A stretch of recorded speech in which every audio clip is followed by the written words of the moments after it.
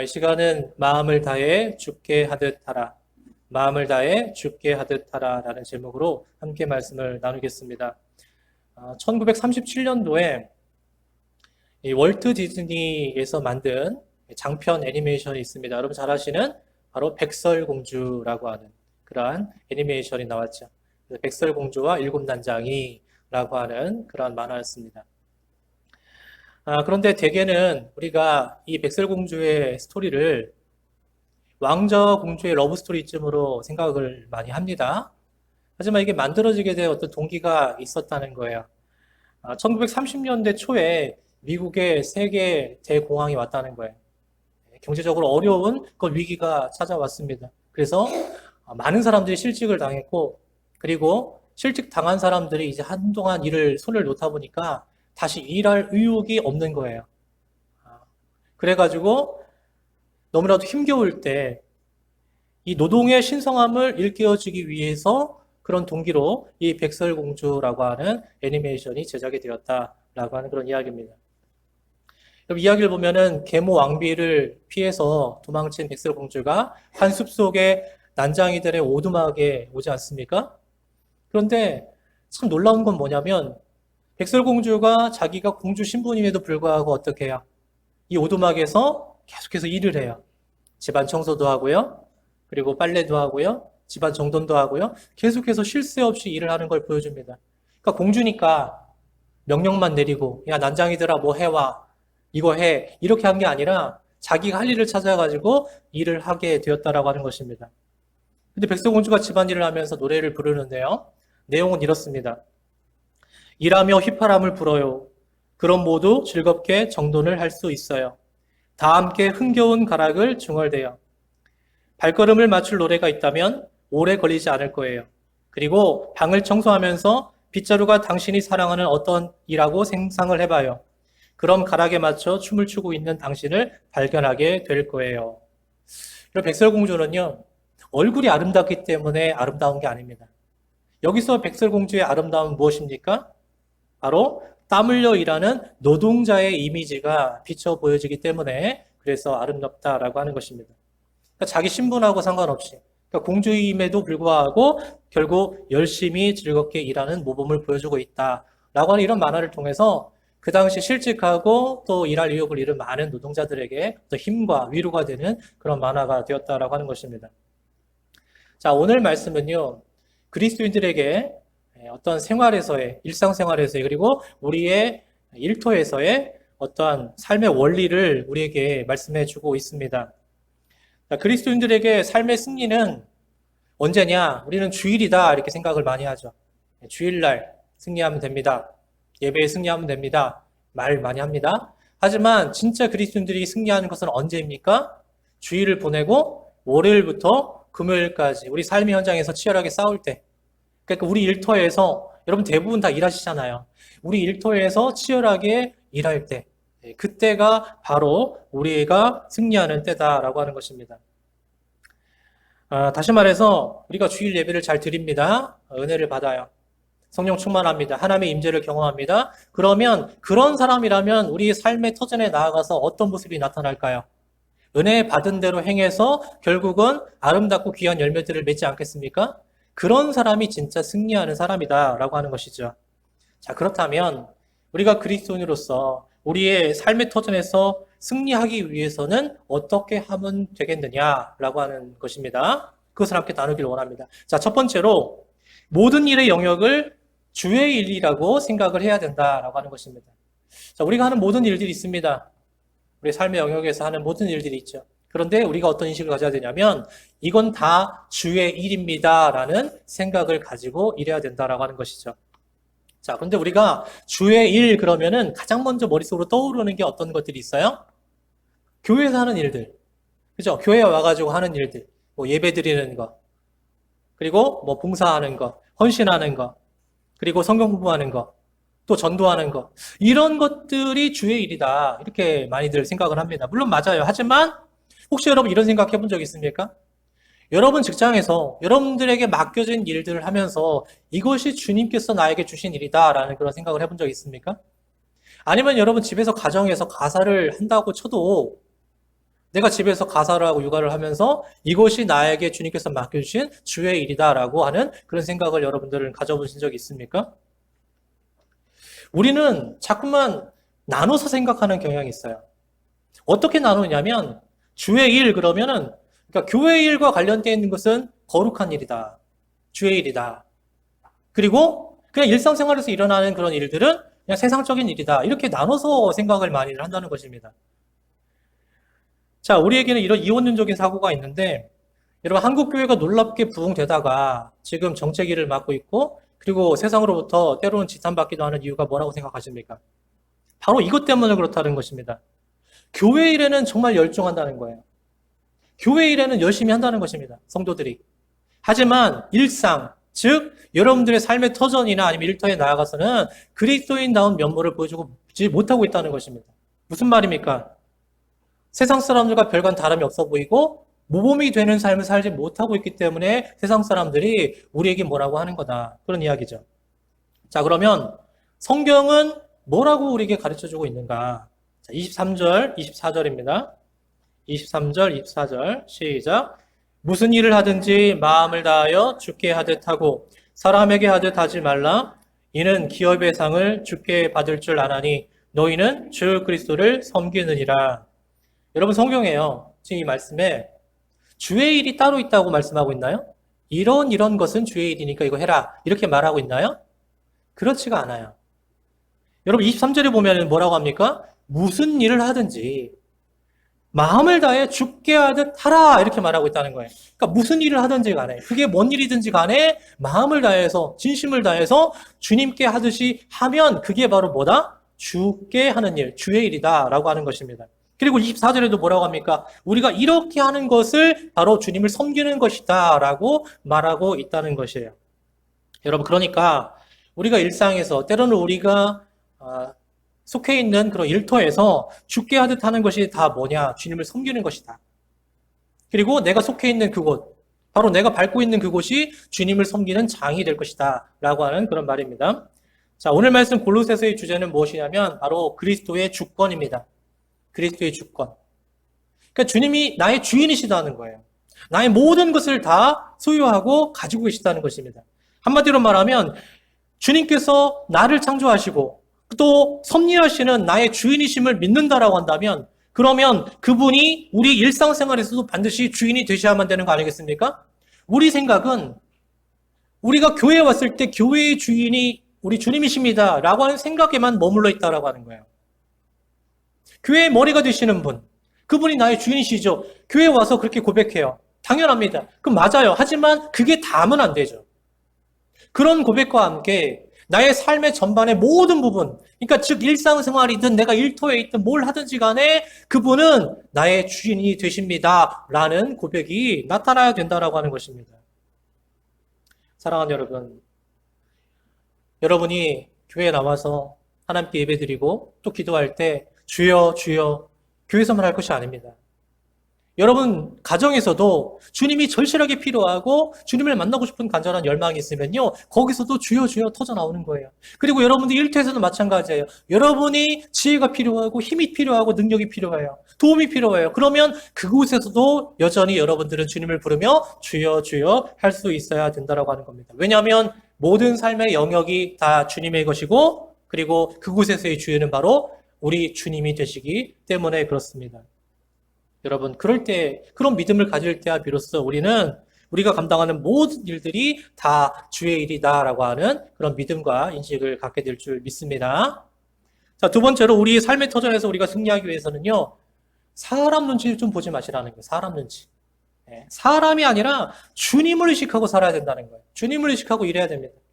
자, 우리가 어떤 일을 망쳤습니다. 뭐 여러 가지 원인이 있겠죠. 그런데 대개 원인이 뭐냐면 일을 맡기고 감독하는 주인을 너무 지나치게 의식한다는 거예요. 눈치를 너무 많이 봐요. 그래서 성경은 뭐라고 하냐면 사람을 기쁘게 하려는 동기만으로 일하지 말라 이렇게 이야기합니다. 물론 나를 고용해주고 나를 써주는 사람의 마음을 기쁘게 해주는 것도 좋죠. 나를 고용해주고 나를 써주는 사람을 기분을 막 그냥 엉망으로 만들고 기분 나쁘게 만들면 되겠습니까? 그건 아니라는 거예요. 하지만 그 사람의 기쁜 마음을 위해서만은 일하면 안 된다. 그런 이야기입니다. 자, 22절. 종들아 모든 일에 육신의 상전들에게 순종하되 사람을 기쁘게 하는 자와 같이 눈가림만 하지 말고 오직 주를 두려워하여 성실한 마음으로 하라. 자, 여기 눈가림이라고 하는 말이 나오죠. 눈가림. 우리말에도 그런 말 있잖아요. 눈 가리고 아웅한다. 뭐 그런 말 있잖아요.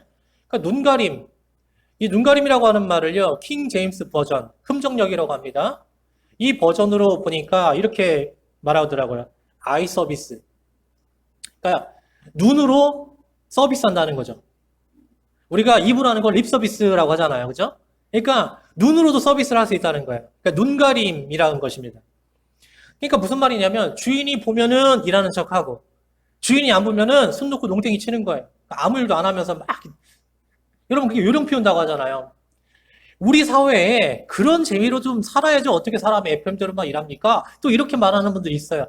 그래요. 그렇습니다. 그럴 수 있어요. 저는 무조건 FM대로만 꼭 일하라고 말하는 건 아닙니다. 하지만 매번 그래요. 매번 그런 문제 있잖아요. 주인이 안 보이면 바로 그냥 탱자탱자 노는 겁니다. 가끔가다 힘들고 좀 쉬고 싶으면은 그럴 수 있다고 생각해요. 하지만 상습적으로 그러는 것은 문제가 있지 않겠습니까? 그러니까 주인의 눈치나 보면서 일하는 사람을 기회주의자라고 이야기를 합니다. 여러분, 이런 노동의 태도는요, 노예 근성에서 오는 겁니다. 노예들이 그런 거예요. 내 자주성을 가지고 일하는 사람들은요, 나에게 맡겨준 일을 책임감을 가지고 일합니다. 그런데 노예 근성을 가진 사람들은 어떻습니까? 누가 보면은 일하는 척하고 안 보면은 안 하는 그런 식으로 살아간다는 것입니다. 자, 요즘에 정치하는 분들을 가만히 보면 이 아이 서비스에 능한 사람들이 굉장히 많습니다. 그래서 어떻게 합니까? 뭐 정책을 시행하다가 뭔가 잘못된 게 있어요. 여러분 해보면 알아요. 그죠? 어떤 정책을 딱 했는데 이게 잘못됐다라고 하는 것이 발견되면요. 그러면 이거 바로 바꿔야 됩니다. 고쳐야 돼요. 그런데 그걸 시행한 사람이 나보다 상전이고 나보다 높은 사람이면은 그 사람의 눈치를 봅니다. 가서 직언을 해가지고 이거 잘못됐으니까 고쳐야 되지 않겠습니까? 이렇게 말하면 되는데 그걸로 인해서 불이익 당할까봐 혼날까봐 말 안 하고서 그냥 꿍 하고 있는 사람들이 있습니다. 그리고 또 어떤 사람들이 있냐면 핵관이라고 하는 사람들이 있습니다. 어떤 영향력 있는 사람의 등에 올라타가지고 자기 이익을 추구하는 간신배들이 있다라고 하는 거죠. 그러니까 여러분 남의 눈치가 무서워서 입 다물고 그 잘못된 줄 알면서도 가만히 있는 사람이나 아니면 자기 사리사욕을 위해서 능력 있고 힘 있는 사람의 등에 올라타가지고 이것저것 자기의 사리사욕을 채우려는 사람이나 똑같이 아이 서비스를 하는 그런 사람들이라는 것이죠. 여러분 사람 보고 하다 보면요 결국 망하는 거예요. 사람의 비위나 슬슬 맞춰가면서 장단이나 맞추며 살아가겠다? 그러다가 보면 나중에는 망하는 지름길로 가게 되는 것입니다. 그런데 성경은 뭐라고 합니까? 사람을 기쁘게 하는 것이 아니라 하나님을 기쁘게 하라는 거예요. 보이시진 않지만 그러나 언제 어디나 계신 그 주님을 의식하며 일하라고 말하고 있다는 것이죠. 여러분 성경적 주인의식을 가져야 됩니다. 성경적 주인의식. 아이 서비스 아닙니다. 성경적 주인의식입니다. 그건 무엇입니까? 우리가 어디에서나 어떻게 하든지 간에 항상 나를 지켜보고 계시는 그 하나님을 의식하고 그분 앞에서 열심을 다해서 일하는 것, 그게 성경적 우리 주인의식이다라고 하는 것입니다. 여러분 이런 모습을 갖다가 우리가 전문 용어로 코람데오라고 말합니다. 코람데오. 제가 여러 번 말씀드렸었죠. 코람데오. 이 코람이라고 하는 말이 앞에서라는 말입니다. 그리고 데오라고 하는 말이 하나님이에요. 그러니까 코람데오는 무슨 말이겠습니까? 하나님 앞에서 산다라고 하는 것입니다. 마치 하나님이 안 보이시지만 그런데 하나님이 바로 내 앞에 계신 것 마냥 생각하고 매사를 살아가는 것입니다. 여러분 그러면 어떻게 살아갈까요? 함부로 못하겠죠. 함부로 죄도 못 지을 것이고 함부로 내 마음대로도 못할 것이고 늘 하나님을 의식하면서 하나님 말씀대로 온전하게 순종하면서 바른 길을 가려고 노력하며 살아가게 될 거 아니겠습니까? 일을 할 때도 마찬가지예요. 그런 바른 의식을 가지고 노동을 하게 될 때야 비로소 여러분 세상에 이로운 좋은 결실들을 많이 맺을 수 있는 사람 되지 않겠습니까? 창세기 17장 1절에 보면요. 하나님은 믿음의 조상 아브라함을 불러갖고 뭐라고 말씀하셨냐면 너는 내 앞에서 행하여 완전하라 그랬어요. 하나님 앞에서 행할 때에만 우리가 비로소 완전하게 행할 수 있다라고 하는 거예요. 하나님 없는 곳에서 사람들이 행하는 것을 보면 어떻습니까? 굉장히 불완전하죠. 왜? 죄 많은 자기들의 속성을 따라서 자기들 멋대로 하니까. 불완전합니다. 하지만 완전하신 하나님, 거룩하신 하나님 앞에서 행하는데 간이 배 밖으로 나오지 않고서야 어떻게 하나님 앞에서 불의를 행하며 나쁜 짓 하면서 그렇게 하겠습니까? 최대한 하나님의 뜻에 맞게 살려고 노력하며 살아가지 않겠습니까? 그렇게 하다 보면은 완전해지려고 되어가는 거예요. 여러분, 사도 바울도요, 이런 코람데오라고 하는 성경적 주인의식을 가지고 이렇게 말합니다. 직장에 어떤 피고용인들에게만 그게 적용되는 게 아니라, 야, 주인들 눈치나 보면서, 주인 안 보이면은, 일 안 하고 농땡이 피고, 주인 있으면 일하는 척하고, 그런 게 말하는 게 아니라, 상전들한테도, 고용인들에게도 똑같이 적용된다라고 이렇게 말을 하거든요, 이게. 자, 그럼 뭐라고 합니까? 골로새서 4장 1절. 자, 골로새서 4장 1절입니다. 상전들아, 의와 공평을 종들에게 베풀지니 너희에게도 하늘에 상전이 계심을 알지어다. 저는 한마디로 이렇게 말한다고 생각합니다.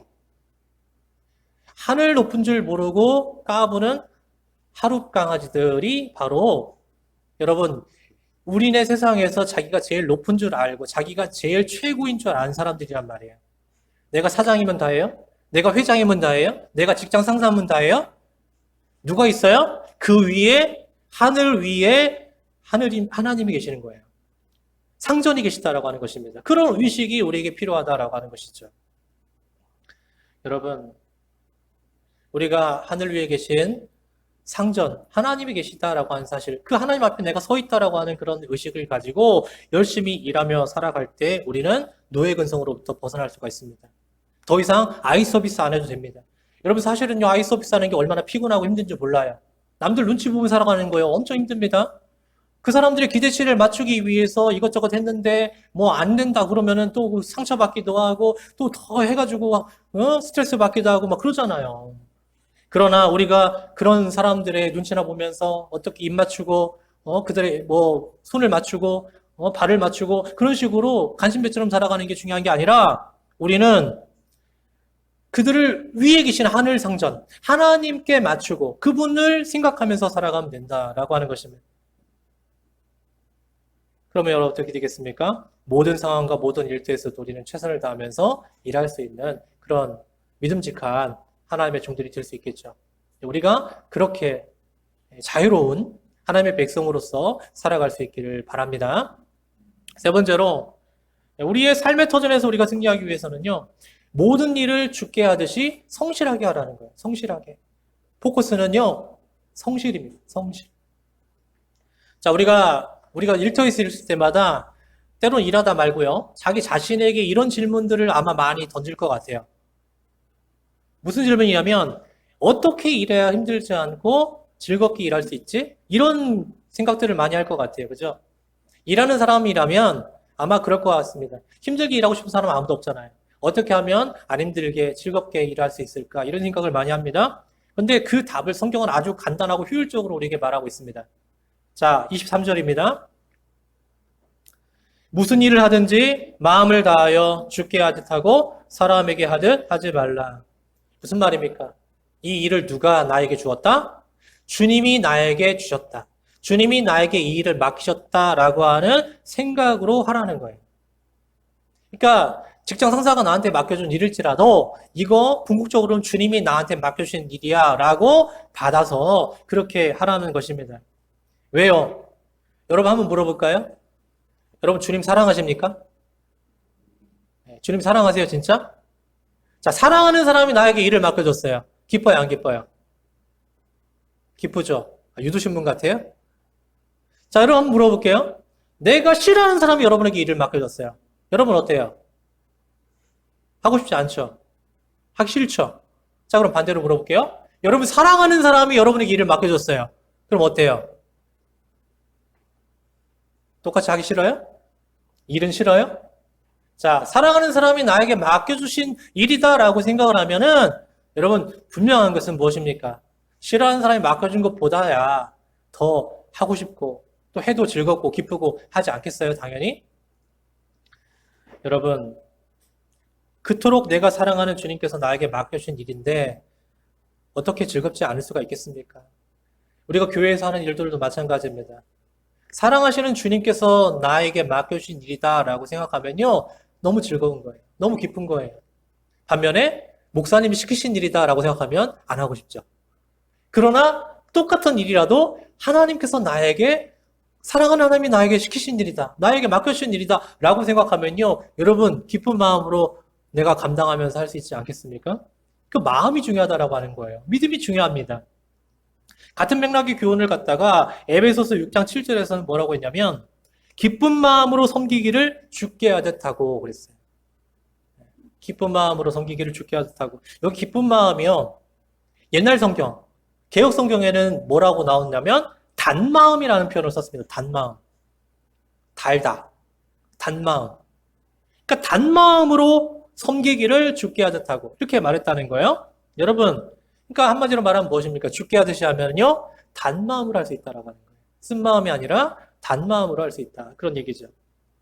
그러니까 노동이라고 하는 게, 일이라고 하는 게 무조건 힘들고 어렵고 괴로운 게 아니라 사실을 어떤 믿음과 마음으로 하느냐. 이게 주님께서 나에게 맡겨주신 일이다. 주께 하듯 하는 것이다. 라고 하면 그것은 단 노동도 될 수 있다. 달게 할 수 있다. 그런 이야기입니다. 사실 인간의 타락 전과 타락 후에 노동에 큰 변화가 나타나지 않았습니까? 어떤 분들은 그럴 거예요. 아니, 목사님, 아담이 노동을 하게 된 거는요, 타락한 다음 아닙니까? 물론 그렇습니다. 하지만 그 전에도요, 아담은 일했습니다. 하나님께 세상을 만드신 다음에 그 책임을 누구에게 맡기셨어요? 아담에게 맡겼잖아요. 이 세상을 잘 관리해라. 일하라는 것입니다. 그런데 뭐가 달라졌어요? 타락하기 전에 맡겨진 일을 할 때는 즐겁게 했어요, 아담이. 아담이요, 하나님이 창조하신 것들에게 이름을 붙였습니다. 여러분, 그거 이름 붙이는 게 얼마나 재밌는지 몰라요. 그 사물의 어떤 특징이나 어떤 생김새나 모양을 보고서 그걸 이름을 붙였을 거 아닙니까? 그러니 그 하나하나 할 때마다 얼마나 재밌고 즐거웠겠습니까? 그런데 아담이 타락하고 난 다음엔 어떻게 되었습니까? 그 즐겁던 일이 괴로운 일이 되어버리고 말지 않았습니까? 여러분, 결국은 타락한 결과 즐거워야 될 노동이 괴로운 일이 되어버리고 말았다는 것입니다. 그러면 그 타락했던 우리가 예수님을 믿고 구원받았어요. 다시 하나님의 형상을 회복했어요. 그러면 그 괴로웠던 노동이, 그 힘들었던 노동이 이제는 어떻게 회복되어야 됩니까? 즐거운 일로 회복되어야 되지 않겠습니까? 적어도 내가 구원받은 자라면, 하나님의 백성이라면 내가 지금 하고 있는 일들이 괴로운 것이 아니라 힘든 일로만 여겨지는 것이 아니라 하나님께서 나에게 맡겨주신 일이기 때문에 이걸 할 때마다 나는 행복하다, 기쁘다, 즐겁다 라고 하는 그러한 믿음이 나타나야 되지 않겠습니까? 마치 누구처럼? 백설공주처럼. 백설공주가요, 일곱 난장이니까 얼마나 할 일이 많았겠어요, 집안에. 벗어놓은 빨래만 해도 여러분 일곱 벌이고 한 번에, 그죠? 뭘 먹고서 음식을 차려주어도 설거지거리 엄청 나올 거고 집안 청소해야 되고, 그러니까 집에서 할 일이 굉장히 많았을 겁니다. 그런데 그런 백설공주가 공주 신부님에도 불구하고 투덜거리면서 나 안 해, 니들이 해, 이렇게 한 게 아니라 어떻게 했다는 거예요? 노래를 불러가면서, 콧노래 불러가면서, 흥겨워하면서 기쁨으로 감당했다는 거 아니겠습니까? 여러분, 우리 믿는 사람들은요, 이 땅에 살아가는 동안에 무엇보다도 하나님께서 우리에게 맡겨주신 일을 할 때 성실하게 해야 될 줄 믿습니다. 사실은요, 안 믿는 사람들이 어떤 일을 할 때 더 잘할 수도 있어요. 우리 믿음의 사람들이 다 모든 부분에 탁월한 건 아니잖아요. 나보다 더 잘하는, 일을 더 잘하는 사람이 안 믿는 사람일 수 있다고요. 그러니까 그것을 지는 것, 그거는 여러분 분해하지 마세요. 그러나 이거 하나만큼 기억하세요. 딴 건 모르겠는데 내가 일을 잘하냐 못하냐 이건 중요하지 않아요? 뭐가 중요하냐면 성실함에서는 질지 말라는 거예요. 절대로. 세상 사람들에게 성실함에서도 지면은요, 밀려버리면요, 우리가 내세울 게 뭐가 있습니까? 일도 세상 사람들이 더 잘하고 성실함도 세상 사람들이 더 성실하다. 그러면 우리는 아무것도 내세울 게 없잖아요. 우리는 적어도 하나님께서 맡겨주신 일, 그것에 성실함을 다해서 성실하신 하나님, 그런 하나님을 닮은 성실한 성도들이 다 될 수 있기를 바랍니다. 자, 22절에 보면요, 성실한 마음이라고 하는 그런 말이 나오는데 헬라어 원어로 하면요, 아플로테티라고 합니다. 이 말은 집중하는 마음이에요. 집중하는 마음. 그러니까 성실이라고 하는 것은요, 집중하는 거예요. 성실하면 집중하는 것입니다. 주님께서 맡기신 일이라고 한다면 내가 잘하느냐 못하느냐 이걸 따질 게 아니라 최선을 다하는데 그 최선은 뭐 하는 거예요? 집중하는 거라는 거예요. 그 일에 집중해서 하는 것. 그게 바로 성실이다. 그런 이야기입니다. 여러분 잘 아시는 성화가 있습니다. 미켈란젤로가 그린 천지창조. 이 천장에 있는 벽화거든요. 천장 그림이죠. 그런데 이 천지창조를 되게 오랜 시간 동안에 섬세하게 미켈란젤로가 그리니까 그 모습을 바라보고 있던 관리자 친구가 와가지고 이렇게 말했대요. 여기서 보면은 그렇게 자세히도 안 보이는데 뭘 이렇게 꼼꼼하게 그려. 대충대충 해. 뭐 그렇게까지 할 필요가 있어? 이렇게 말했다는 거예요. 그런데 미켈란젤로가요, 웃으면서 손가락을 그 천장에 있는 그림을 가리키면서 이렇게 말했대요. 근데 저분이 보고 계시잖아. 하늘 쪽을 가리키면서. 너는 그렇게 볼지 모르겠지만 저분이 다 보고 계시잖아. 그렇게 얘기했다는 거예요. 근데 여러분 오늘날에 와서는 저분도 보고 계시지만 워낙 카메라가 많이 발달해가지고 옛날에는 그냥 그 바닥에서 천장을 올려다보면서 그림을 감상해서 대충대충 그려도 잘 몰랐을지 모르겠지만 요즘에는 카메라로 찍어가지고 확대해가지고 보죠. 그러니까 만약에 그때 미켈란젤로가 그 말을 받아들여가지고 그냥 대충대충 얼렁설렁 그렇게 그렸다면 지금 와가지고 그 위대한 작품이 되었을까? 대단하다라고 그렇게 우리가 평할 수 있었을까? 그렇지 못했을 거다라고 하는 것입니다. 사랑하는 여러분, 성실이라고 하는 것은 그리스도인들에게 정말 트레이드 마크가 되어야 됩니다. 어디 나아가서 그리스도인이다 그러면 그냥 교회 다니는 사람이 아니라 정말 저 사람은 신실한 사람이야, 성실한 사람이야 라고 하는 얘기를 꼭 들을 수 있는 여러분들 다 되시기를 축복합니다. 자, 이제 마지막으로요.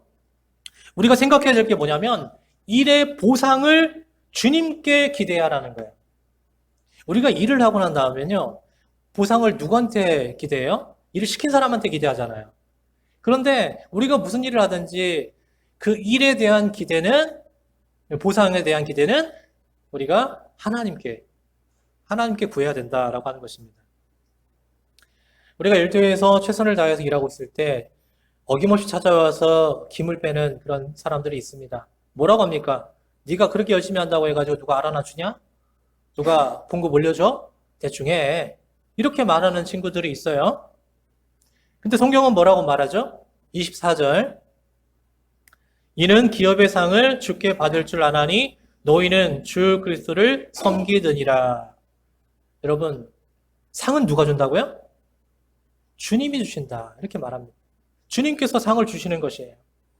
주님이 내 수고를 다 알고 계시고 결국은 반드시 그 수고에 대한 상을 나에게 주신다라고 하는 이야기입니다. 그리고 그 기준은 뭐냐? 보상의 기준은 뭐냐? 바로 성실과 의라고 하는 것입니다. 내가 얼마나 성실하게 하나님 일을 했는가? 그리고 얼마나 공정하게 그 일을 했는가? 이걸 보신다라고 하는 것입니다. 여러분 잘 아시는 달란트 비유가 마찬가지잖아요. 5달란트, 2달란트, 1달란트 받은 종이 있었습니다.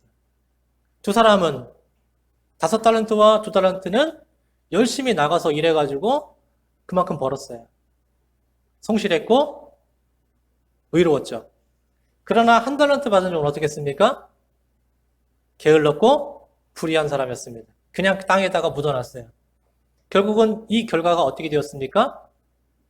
남긴 사람은 그 남긴 것도 자기가 받게 되고 그리고 불성실한 것과 사람의 것까지 이 사람에게 주어져요. 하지만 불성실한 사람은 어떻게 해요? 자기가 맡았던 1달란트마저 빼앗기게 되고 어두운 데로 쫓겨나서 이를 갈며 슬피움이 있으리라 라고 하면서 끝나요. 한마디로 말하면 그에 대한 벌을 받는 거예요. 여러분, 얼마나 마음을 다해서 성실하고 정당하게 우리는 일하고 있습니까? 25절 볼까요? 불의를 행하는 자는 불의의 보응을 받으리니 주는 사람을 외모로 취하심이 없느니라. 여러분, 딴 사람들이 알아주든 말든 여러분 너무 개의치 마시길 바랍니다. 항상 제가 생각하는데 다른 사람들을 의식하고 다른 사람들 눈치 보는 사람들은요, 마음이 건강하지가 않은 사람들이 많아요. 마음이 아파요. 근데 다른 사람들이 그러든 말든 담대하게 자기 할 일을 해나가고 그리고 하늘 상전이신 하나님만 바라보고 일하는 사람들을 보면요, 이런 사람들은 굉장히 건강합니다. 우리가 건강해야죠. 궁극적인 일의 평가는 누가 하시냐? 하나님이 하시는 겁니다. 하나님께서 하시는 거예요. 그러니까 하나님께서 평가하실 것을 맡겨드리고 그 주실 상급도 우리가 하나님께서 주실 거다라고 하는 기대를 가지고 일하면 된다라고 하는 것이죠. 그럼 어쩌면 이렇게 말하는 분이 있을 겁니다. 그러면 그 보상이라고 하는 것이 내 살아생전에 이루어집니까? 라고 물어보는 사람도 있어요. 물론 우리는 내가 살아있을 때 내가 열심히 일한 것에 대한 보상을 받기를 원하죠. 그러면 좋겠잖아요. 근데 만약에 그렇지 않을 수도 있습니다라고 말하면은 사람들이 그건 좀 곤란한데요? 이렇게 말하는 사람도 있어요. 아니, 나 죽고 난 다음에 안 주면 그만 아닙니까? 나 살아있을 때 받아야지. 이렇게 말하는 사람도 있어요. 근데 여러분 의심하지 마시고 믿으세요. 설령 당대에 여러분이 살아있을 때에 그 보상을 받지 못했을지라도 하나님은요, 그거 떼먹지 않아요. 반드시 여러분에게 보상을 해 주심을 꼭 기억하시길 바랍니다. 어떤 중소기업에서 일하면서 한 동료의 그러한 잘못을 자기가 다 뒤집어 쓴 사람이 있었는데요. 이 일 때문에 얼마나 괴롭힘과 고통을 당했는지 모릅니다. 그럴 때마다 아내가 항상 위로를 해줬답니다. 여보, 나는 당신을 믿어요. 하나님은 다 아십니다. 그러니까 힘내세요. 이렇게 말했다는 거예요. 참 이런 아내가 있다는 건 참 복입니다. 그렇지 않아요? 만약에 욥의 아내 같은 사람이 있었다면 뭐라고 했을까요? 아, 다 말해버려, 답답하게. 아이, 화상아, 다 말해버리라고. 그리고, 해결하라고 이 문제를 그렇게 말했을 거 아니에요? 근데 정말 하나님을 믿고, 지혜롭고, 또 사람을 사랑할 줄 아는 아내는 어떻게 합니까? 난 당신 믿어. 그리고 하나님은 다 아셔. 하면서 남편의 편에 서서 위로해주는 사람이었다는 거예요. 자, 그런데 회사 쪽에서는 이 사람이 그렇게 잘못된 행동을 해가지고 큰 손실을 입었다라고 계속 오해하고 있는 상황이었거든요. 그러니까 뭐를 얘기해야 하면 사실을 이야기하면은 다 해결될 문제이긴 한데 그런데 그렇게 했다가는 다른 동료들까지 줄사표 낼 수도 있기 때문에 굉장히 신중하게 했던 것입니다. 근데 더 이상은 이거를 침묵으로만 일관할 수 없게 되는 상황이 이르자 이분이 메모지를 써가지고 메모를 남겨서 사장의 책상에다 올려놓았답니다. 근데 거기에 이런 내용이 있었대요. 사장님, 제게 책임이 있다라고 생각하신다면 제가 책임지고 사표를 내는 건 당연합니다. 그럴 수 있습니다. 하지만 사장님이 늘 저를 신뢰하고 믿어주셨던 것처럼 책임 추궁을 좀 밀어주시고 한 번만 더 믿어주실 수 없겠습니까? 저의 침묵을 결백으로 생각해 주세요. 저의 하나님은 모든 것을 다 아십니다. 이렇게 메모를 써가지고 사장 위에다 올려놨답니다. 그러고 나서 얼마 후에 모든 일의 전모가 다 드러나게 됐다는 거예요. 그리고 이 창업주가 이 사람을 무한하게 신뢰를 하면서 그리고 결국은 회사를 이분이 인수를 받게 되었다라고 하는 거예요. 그래서 이제 자기가 이제 사장이 됐으니까 명함을 받죠, 명함을. 근데 명함에 이런 글귀를 새겨 놓았답니다. 하나님께서 다 아십니다. 이런 글귀를 새겨 놓았다는 거예요. 사랑하는 여러분, 우리 각자 다 맡겨진 일들이 있습니다.